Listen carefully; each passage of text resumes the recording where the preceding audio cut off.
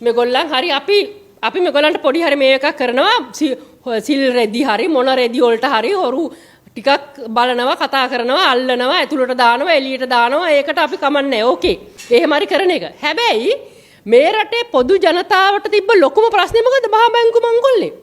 කොහොමද ඒ ගැන කතා කරනවද? සීනි වංචාව කෝ කතා කරනවද? කො මේ පොල් තෙල් වංචාව, සුදු ලුණු වංචාව, දැවැන්ත බදු වංචාවල් ඒවා. දැවැන්ත බදු වංචාවල් මේ රටේ ජනතාවගේ සල්ලි හූරා කාපු, ධනෙ හූරා කාපු ඒවා විශාල බදු වංචා. කොහොමද මහා ලොකුවට බලයට එනකොට මහා බැංකු මංකොල්ලකාරයෝ අල්ලනවා කිව්වා.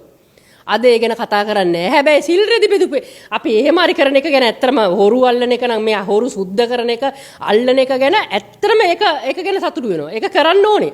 හැබැයි මේ රටේ මිනිස්සුන්ගේ සැබෑ හොරු ටික මේ රටේ මිනිස්සුන්ගේ සැබෑ ධනය මංකොල්ල කාපු හොරු ටික අත්අඩංගුවට අරන් ඔප්පු කරලා ඒ ධනය ජනතාවට ලබා දෙනවා කියන එක තමයි මේ ආණ්ඩුව දුන්න පොරොන්දුව.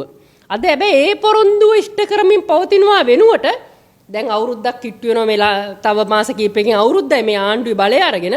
හැබැයි අපිට මේ ආණ්ඩුවේ ප්‍රගතියක් මේ වෙනකන් තවම පේන්නේ නැහැ. ඉතින් මේ ආණ්ඩුව තවදුරටත් ජනතාව රවට්ටමින් සෙල්ලම් කරමින් ජනතාවට විහිළු කතා කියමින් පාර්ලිමේන්තුවේ විවිධ කතා කියමින් මේ ආණ්ඩුව තවදුරටත් හිතනවා මේ තමන්ගේ බලය තමන්ගේ නම්බුව රැක ගන්න උත්සාහ කරන. හැබැයි මේ ආණ්ඩුව රෙදි ගැලවිලා මේ වෙනකොට අවසానයි.